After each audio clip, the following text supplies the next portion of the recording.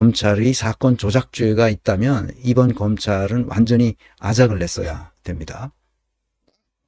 이화영 유죄는 이재명 유죄라고 나경원, 안철수 이런 사람들 앞으로 대권 주자가 되고 싶은 사람들이 대거 나서서 지금 난리 법석을 떨죠. 한동훈도 나서서 이재명 겨냥해서 대선 된 뒤 집유만 받아도 직상실한다. 뭐 오세훈이 또 나서요. 그 나경원, 안철수, 한동훈, 오세훈 다 나서가지고 이화영 유죄에도 이재명이 침묵하는 건 비겁한 일이다. 뭐 어쩌고저쩌고 오세훈이 또 떠들어요. 이 오세훈 이 친구 정말. 여기에 관여한 검사들과 판사들은 신진우 판사든 뭐 거기 그 배석 판사들도 있었으니까 그 3명 이런 놈들은 검사들은 또 사건 조작했고 그 조작한 것이 다 드러났음에도 판사들이 그 아주 중형을 때렸잖아요. 이화영에게. 그래서 법 왜곡죄로 처벌해야 됩니다. 그래서 사건 조작죄와 법 왜곡죄 반드시 신설해야 되는데 아직도 못하고 있어요.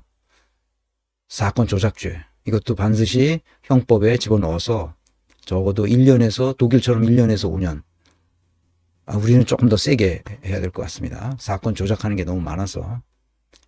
그래서 다시는 그 변호사도 할 수 없도록 그렇게 만들어야 됩니다. 그리고 이 죄는 국가범죄로 다스려서 공소시효를 배제하는 걸로 그렇게 해야 됩니다. 이거는 아주 시급합니다.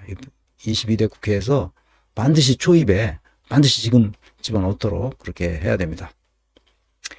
자, 224강에서 김성애와 심상정 정치란 무엇인가, 두 정치인의 차이는 어디서 오는가, 기능적 고착에서 온다, 이런 얘기를 했었는데요. 오늘은 그 얘기를 하려고 하는 게 아니라 조금 다른 관점에서 보려고 합니다. 그 인사평가를 하는 방식으로 개념화 기술이 중요합니다. 내가 계속 얘기하지만 어떤 사건을 보고 그것을 개념화하지 못하면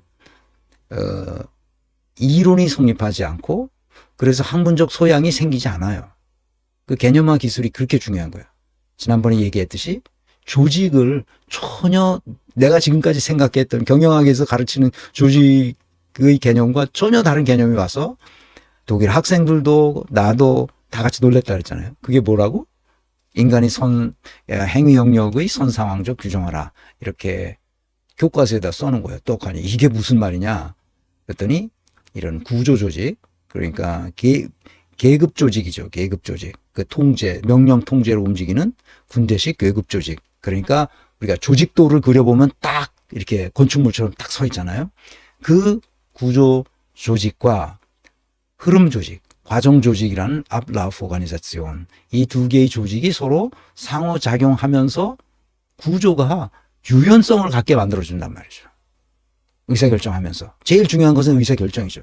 그 과정을 어떻게 할 것이냐는 것도 문제지만 더 중요한 것은 그 결과를 어떻게 좋게 높은 생산성과 창의성을 내게 구조화할 것이냐 하는 것은 프로세스를 어떻게 구조화하고 또 이 직무의 구조를 어떻게 만들어내고 하는 것이 조직 설계에 있어서 매우 중요한데 그 중요한 것을 이해하게 되기까지는 조직을 설계하면서 배우게 되는 거예요.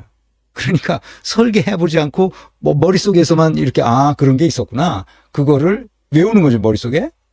그러니까 선상황적 규정화라고 말하는구나. 구성원들의 행위 영역을 선상황적으로 규정한다. 그것을 조직이라고 부르는구나. 이렇게 외워가지고는 도저히 그것이 그 근육에 배어지질 않는 거예요. 근육에 스며들질 않아. 그래 몰라. 그러니까 실무적으로 구조를 어떻게 설계하느냐. 이게 문제죠. 이 건축가들도 똑같이 고민하는 거고 의사들도 똑같이 고민하는 겁니다. 조직을 진단하는 거죠. 건축물을 진단하는 거. 인사조직론이 그래서 힘들어요. 구조 설계 쉽지 않습니다. 더군다나 흐름 조직을 감안해서 해야 되기 때문에 엄청 어렵죠. 그런데 이제 우리 컨설팅 회사에서는 미국에서 MBA 받은 컨설턴트들이 나와서 마구 이렇게 하죠. 엉망진창이 되는 겁니다. 그래서 두산이 저렇게 됐고 LG가 저렇게 된 거예요. 어느 컨설팅 회사라고 내가 말은 안 하겠습니다만.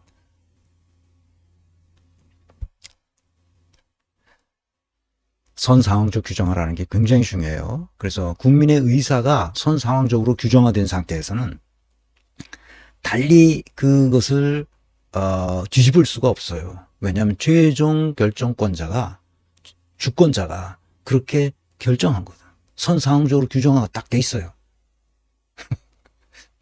추미애가 온 국민에서 40%가 넘는 지지율을 거뒀어. 그 다음에 우원식은 3%야, 3%. 40%와 3%. 근데 그걸 뒤집었잖아. 충격을 받은 거지.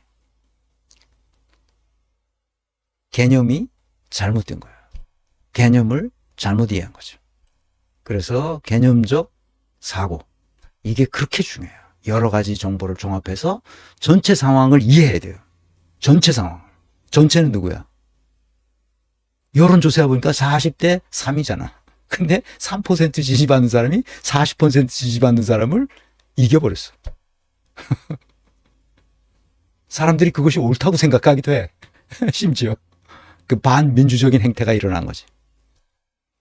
나는 우원식이 잘하냐 못하냐를 떠나서 지금 문제는 이 반민주적인 행태, 이것에 대해서 분별해서 생각을 해야 되네요. 분리해서.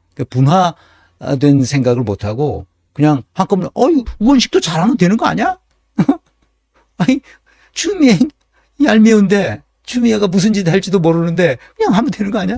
이렇게 생각하는 사람들이 굉장히 많아요. 근데 그렇게 생각하면 안 되는 거예요. 왜?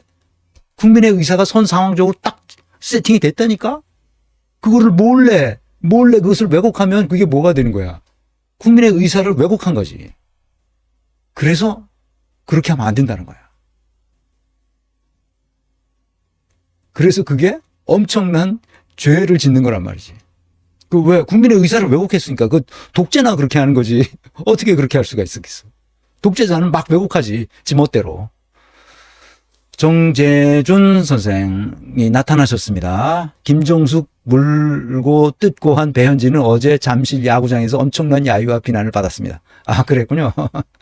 정재준 선생은 야구 매니어라서 가끔 나한테 야구 결과를 막 나한테 보내줘요. 근데 난 야구에 대해서 별로 그렇게 스포츠에 별로 관심이 없습니다. 저한테 관심 있는 건 그냥 제 문제의식을 풀어주는 책 보는 거, 그것이 최대 관심사이기 때문에 보내주는 거, 요새 무슨 야구 대회를 하는 모양이다. 뭐 야구가 뭐 어디서 있나 보다 이렇게 생각하죠. 고맙습니다. 정재순 선생. 지메일 비밀을 몰라서 가입이 안 되네요. 그게는 무슨 말씀인가요? 서은희 선생님.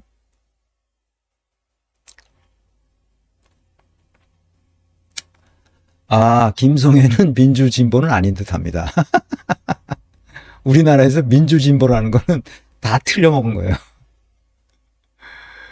민주진보가 누가 민주진보예요? 이재명이 민주진보인가요? 네. 이재명은 민주진보라고 보기가 어렵습니다. 이재명은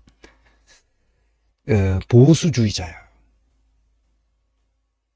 보수주의자라고 말할 수 있습니다. 보수적인 사람이에요.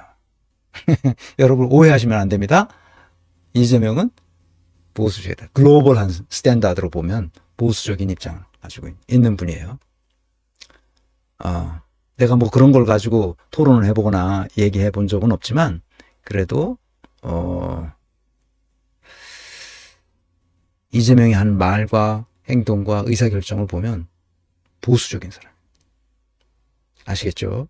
그러니까 민주당이 얼마나 보수적인 정당인지 아시겠죠? 글로벌한 입장에서. 우리나라에서는 거길 민주진보라고 그러는데 세계인들이 보면 웃어요. 그런 정당이 어떻게 민주진보냐고. 아시겠죠? 자, 정치란 무엇인가?